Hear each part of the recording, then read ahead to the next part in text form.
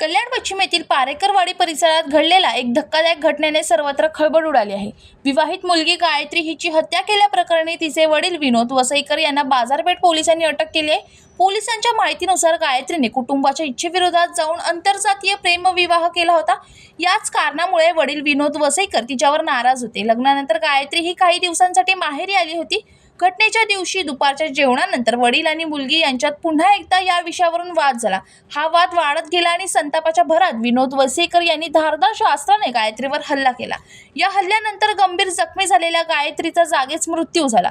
घटनेनंतर आरोपी वडील फरार झाले होते, मात्र बाजारपेठ पोलिसांनी शोध मोहीम राबवत त्यांना ताब्यात घेतले। चौकशी दरम्यान मुलीने आंतरजातीय विवाह केल्याच्या रागातून हे कृत्य केल्याचे समोर आले आहे। सध्या या प्रकरणाचा पुढील तपास बाजारपेठ पोलीस करत असून आरोपीला कल्याण न्यायालयात हजर करण्यात येणार आहे। बाजारपेठ पोलीस स्टेशन हद्दीत 4 दिवसापूर्वी एक महिला नामे गायत्री शिंदे यास तिच्या वडिलांनी मारहाण करून निर्गुण हत्या केल्याबाबत बाजारपेठ पोलीस स्टेशन येथे गुन्हा रजिस्टर दाखल आहे।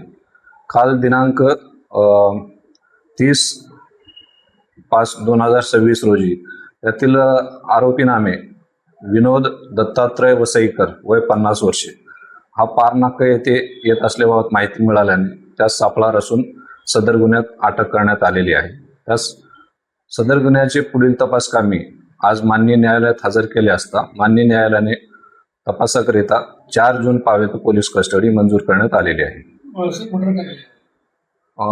बापाने मुलीने त्यांच्या मनाच्या विरुद्ध लग्न केल्यामुळे मर्डर केल्याचे तपासात निष्पन्न झालेले आहे।